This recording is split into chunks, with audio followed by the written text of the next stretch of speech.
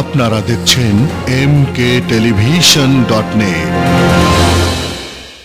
মানুষের মধ্যে আশা জেগেছে পরিবর্তন আসুক, কিন্তু কার মাধ্যমে পরিবর্তন আসবে? বিএনপি নয়, কেননা তারা মানুষের উপর অনেক অত্যাচার নির্যাতন করেছে, জ্বালিয়েছে, পুড়িয়েছে।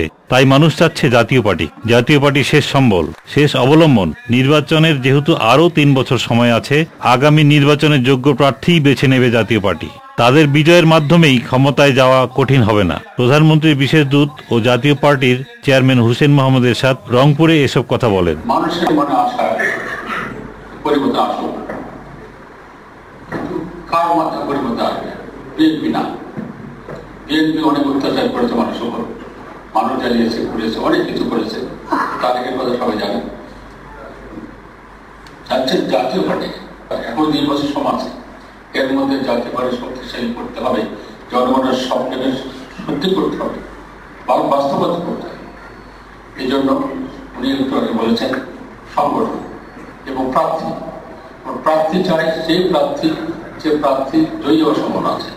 সবাই জয়ী হওয়ার কথা নয়, কিন্তু বেশি সংখ্যক জয়ী হয়ে আর ক্ষমতা যাওয়া কঠিন হবে না।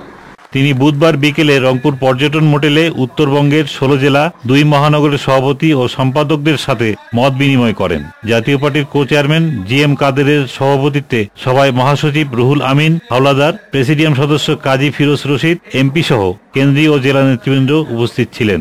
জাতীয় পার্টির কো চেয়ারম্যান GM কাদেরের সভাপতিত্বে সভায় মহাসচিব রুহুল আমিন হাওলাদার, প্রেসিডিয়াম সদস্য কাজী ফিরোজ রশিদ MP সহ কেন্দ্রীয় ও জেলা নেতৃবৃন্দ উপস্থিত ছিলেন।